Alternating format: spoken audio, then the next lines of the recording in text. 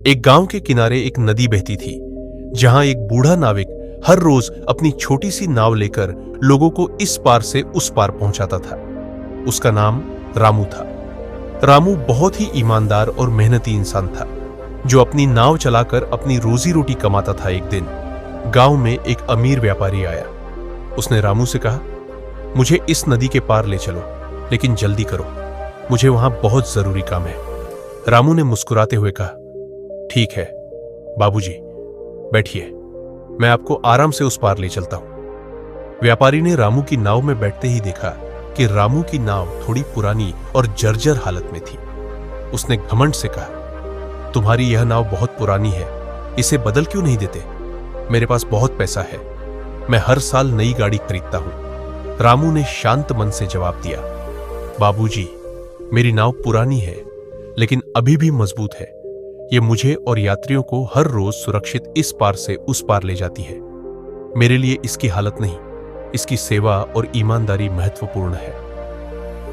व्यापारी ने रामू की बातों को अनसुना कर दिया और जल्दी पहुंचने की बात कहता रहा। रामू ने अपनी गति नहीं बढ़ाई, वह शांत भाव से नाव चलाता रहा। कुछ देर बाद व्यापारी अधीर हो गया और चिल्लाने लगा, तुम इतनी धीरे क्यों चल रहे हो?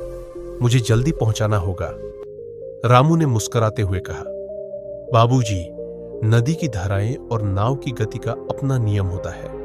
अगर मैं ज्यादा तेजी से नाव चलाने की कोशिश करूंगा तो हम संतुलन खो सकते हैं और नाव पलट सकती है। कभी कभी जीवन में भी हमें धैर्य और संतुलन बनाए रखना चाहिए। जल्दीबाजी हमें मंजिल तक नहीं पहुंचाती, बल्कि हमें मुसीबत में डाल देती है। व्यापारी ने रामू की बातों को ध्यान से सुना और चुप हो गया। धीरे धीरे रामू ने नाव को पार पहुंचा दिया। व्यापारी ने जब नाव से उतरकर देखा तो उसकी आंखों में कृतज्ञता और समझदारी झलक रही थी। उसने रामू को एक सोने का सिक्का देना चाहा, लेकिन रामू ने विनम्रता से मना कर दिया और कहा, बाबूजी, मेरे लिए आपका समय और आपकी सुरक्षा महत्वपूर्ण है, पैसे नहीं।